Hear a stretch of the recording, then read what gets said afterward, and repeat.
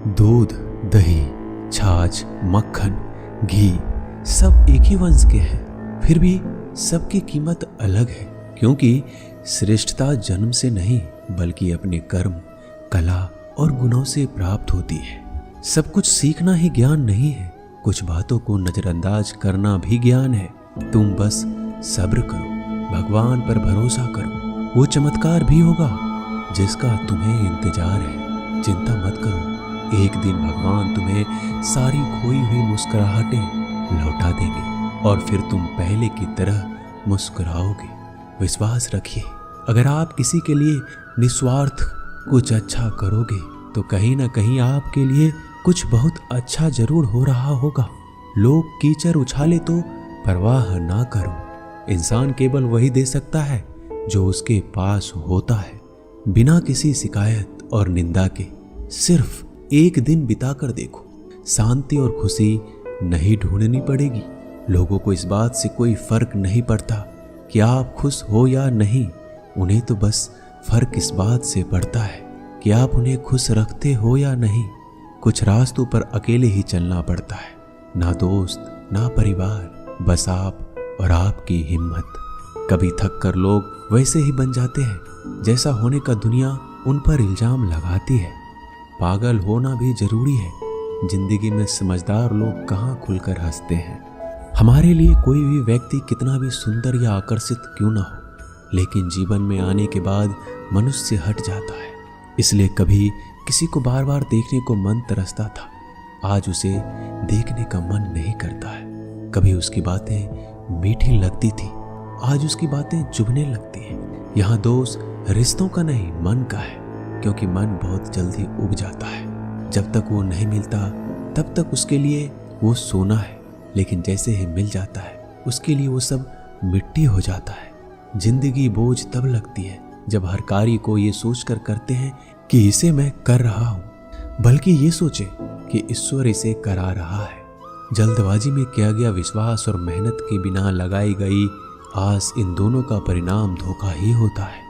जब तक हमारे पास कुछ धन संपत्ति है, कुछ गुण है, कुछ योग्यता है, तभी तक दुनिया हमारा आदर करती है। जब तक कोई मुंह पर बात ना कहे, यही समझना चाहिए कि उसने कुछ नहीं कहा। परिवर्तन प्रकृति का नियम है। नफरत का कोई अस्तित्व नहीं होता, वह केवल प्रेम की गैर हाजिरी का परिणाम है। त्याग के बिना कुछ भी पाना संभव नहीं है, क्योंकि एक सांस लेने के लिए पहली सांस छोड़नी पड़ती है। रात नहीं होगा तो सुबह का महत्व नहीं होगा। दुख के बादल नहीं आएंगे तो सुख का अनुभव ही नहीं होगा। जिस दिन आपने ये परवाह छोड़ दी कि लोग आपके बारे में क्या सोचते हैं, तो समझो उस दिन से आपने जिंदगी का आनंद लेना शुरू कर दिया है। तुम्हें खुद को तैयार करना होगा, खुद की प्रगति के लिए। ये मुझे समझे, काश वो मुझे समझे, इसमें आधी उम्र निकल जाएगी। जिन्हें समझना होगा वो दूर रहकर भी साथ होगा, जिन्हें निभाना नहीं वह पास रहकर भी बहाने ढूंढेगा। अच्छा है कि खुद के प्रयासों से आगे बढ़ा जाए। स्वर्ग में सब कुछ है लेकिन मौत नहीं। गीता में सब कुछ है लेकिन झूठ नहीं। दुनिया में सब कुछ है लेकिन किसी को सुकून नहीं। और आज के इंसान में सब कुछ है लेकिन सब्र नहीं। हारना, रोना कोई बड़ी बात नहीं। हर कोई हालात से हारता है और रोता है। बस कोई हार कर परिस्थिति को कोसता है और कोई उस विकट परिस्थिति से गुजर कर हंसता है, उभरता है। जब कोई समझे ही ना तो उसे समझाने की जरूरत ही क्या। जब कोई माने ही ना तो उसे बताने की जरूरत ही क्या। जिन रिश्तों में एक दूसरे की भावनाओं की कदर ना हो, उन रिश्तों को जबरदस्ती खींचने की जरूरत ही क्या। श्री कृष्ण कहते हैं, रूठ जाने के बाद कसूर चाहे किसी का भी हो, बात शुरू वही करता है जो प्रेम करता है। आशा मत खोना, आप कभी नहीं जानते कल आपके लिए क्या लाने वाला है। एक जंगल में एक काला कौवा रहता था।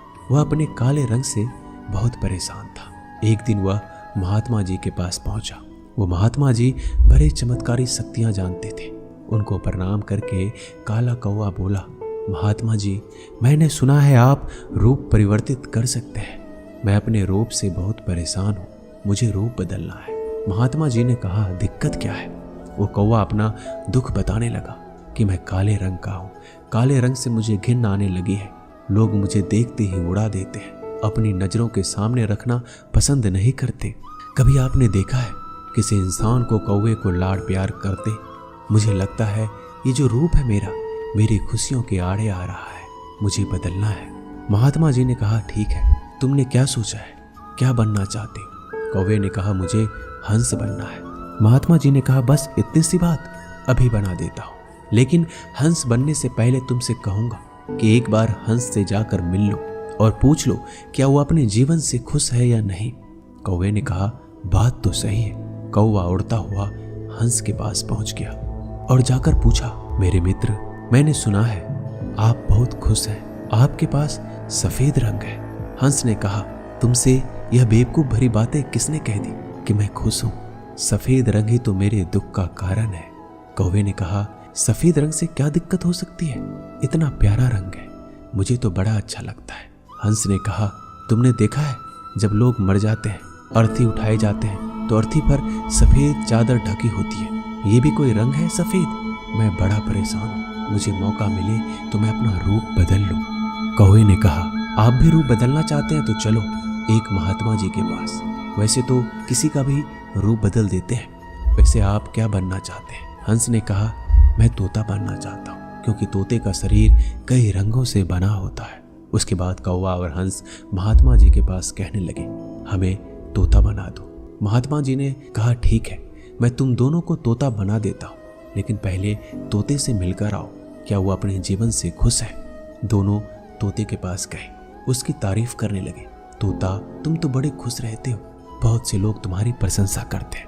तोते ने बहुत ही उदास होकर कहा, मैं अपने जीवन से खुश नहीं हूँ। हरा रंग देखो कितनी दिक्कत देता है, मैं खुश नहीं रहता। मेरे इस रूप की वजह से मुझे लोग पकड़ कर ले जाते हैं और अपने घरों में पिंजरों में कैद कर देते हैं, फिर बुलवाते हैं। मैं तो परेशान हो गया हूँ, लोगों ने मुझे अपने मनोरंजन का साधन बना लिया है। मुझे मौका मिले तो मैं रूप बदल लूँ। ये दोनों एक दूसरे को देखने लगे। कौवा और हंस ने कहा, चलो भाई, रूप बदल देंगे। एक महात्मा जी हैं, वो हमारा रूप बदल देंगे। तीनों उड़कर पहुंचे महात्मा जी के पास और बोले, मैं मोर बनना चाहता हूँ। तीनों ने कहा, हमें मोर बना दीजिए।